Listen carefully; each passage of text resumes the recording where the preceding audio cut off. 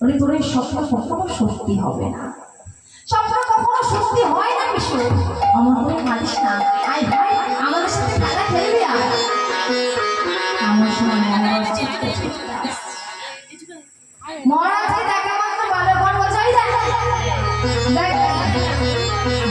ভেবেছে ও আজকে গৃহে থেকে কিছু সেবা না করেই চলে এসেছে। তাই তার মহারাজকে নিতে আসছে। যা ভাই যা, তুই সেবা করবি, তুই সেবা করে এলে আবার তোকে সাথে নিয়ে মহারাজ যখন এসেছে মা সন্তানকে তাড়াতাড়ি করে বুকের মধ্যে জড়িয়ে ধরেছে। সন্তানকে বুকের মধ্যে জড়িয়ে ধরে স্কন্ধের উপর মাথাটি রেখেছে। স্কন্ধের উপর মাথাটি রেখে সন্তানকে নিয়ে চলেছে। আর বিশ্বজিৎ পিছন থেকে বালকগণকে বলছে, আমাকে বিদায় দে, আমাকে বিদায় দে, আর বুঝি তোদের সাথে আমার দেখা হবে না, আর বুঝি তোদের সাথে আমি আর খেলা খেলতে পারবো না, তোরা আমাকে বিদায় দে, তোরা আমাকে বিদায় দে সখা। যতক্ষণে বালকগণ বলছে, ওরে বন্ধু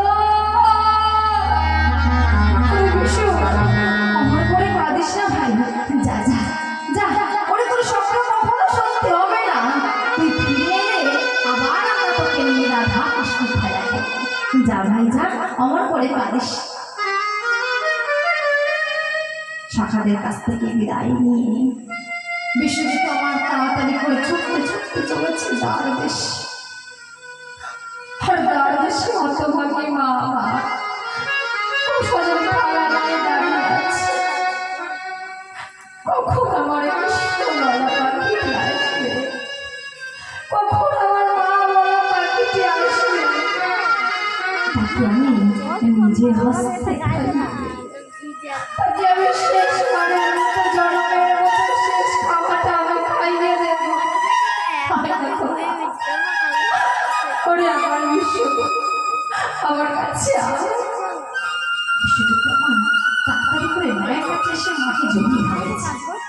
মা ও মা, আমার না আমার খুব ক্ষুধা লেগেছে, মা দাও না দাও না আমার কিছু খেতে। সন্তানকে কাছে যে মা মামার দুঃখ সব ভুলে গেছে। সন্তানকে কাছে যে সন্তানকে পাশে বসিয়ে মামার নিজের হাতে সন্তানকে খাওয়াচ্ছে, সন্তানকে খাওয়াচ্ছে বলছে, আচ্ছা বলতো বাবা পিতামাতার সন্তান কেন চায়? বল না বল না, পিতামাতা সন্তান কেন চায়? কেন পিতামাতা সন্তান চাই দুটি কারণের জন্য। একটি হলো জগতে পিতামাতাকে দেখাশোনা করা, আরেকটি হলো পিতামাতাকে জল পেট দিয়ে পুণ্যলোক নরক থেকে উদ্ধার করা। সেই জন্য তো আমার পিতামাতারা সন্তান চেয়ে থাকে। ফলে বিশু মরে গেলে কবে আমাদেরকে উদ্ধার করবে জানি না, কিন্তু বেঁচে থাকতে আমাদেরকে উদ্ধার কর। মামা কি বলছো?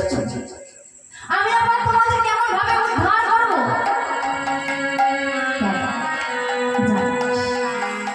আজ আমাদের গৃহে এক বিপ্র বর এসেছে, আর সেই বিপ্র বর এসে বলেছে তিনি নাকি কাল থেকে একাদশী করে আছে।